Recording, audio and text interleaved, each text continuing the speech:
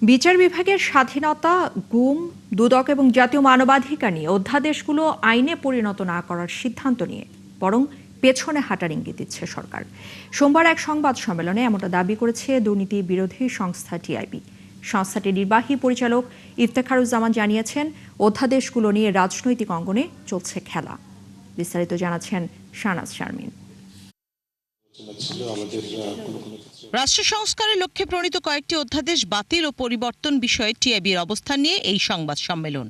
সরকারের সময় যে 133টি অধ্যাদেশ প্রণীত হয়েছিল, 133টি অধ্যাদেশের মধ্যে 98টিকে আইনে পরিণত করার সিদ্ধান্তকে সাধুবাদ জানায় TIB. Colour expert dark sap এবং মাইল্ড অন হ্যান্ডস টেকনোলজি সমৃদ্ধ অরিক্স অ্যাডভান্স ডিটারজেন্ট পাউডার আপনার লন্ড্রি এক্সপার্ট।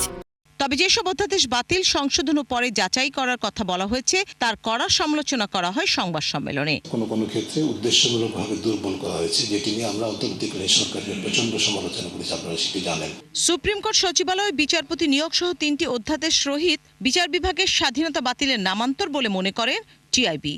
আর গুম প্রতিরোধ ও প্রতিকার অধ্যাদেশ নিয়ে সরকারের চিন্তা অগ্রহণযোগ্য। 98টির বাইরে বিচার বিভাগের স্বাধীনতার সাথে সংশ্লিষ্ট সুপ্রিম কোর্টের বিচারক নিয়োগ এবং পৃথক সচিবালয় নিয়োগ বিষয়ক 3টি সহ মোট 4টি অধ্যাদেশ বাতিল বা রহিত করতে সুপারিশ করেছে সংসদীয় বিশেষ কমিটি, যেটি আমাদের জন্য সর্বোচ্চ উদ্বেগের জায়গার মধ্যে অন্যতম।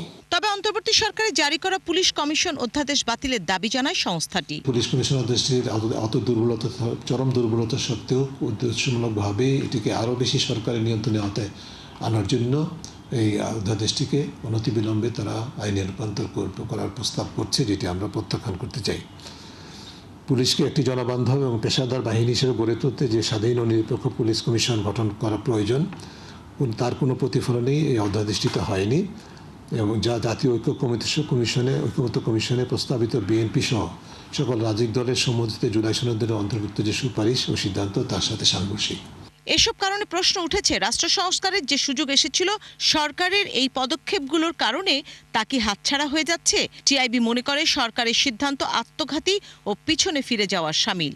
যে প্রতিষ্ঠানগুলোকে, রাষ্ট্রীয় প্রতিষ্ঠানগুলোকে দলীয় প্রভাবমুক্ত রাখা, সেই জায়গা থেকে তারা সরে আসার পরিবর্তে এবং একই জায়গায় তারা যাচ্ছেন।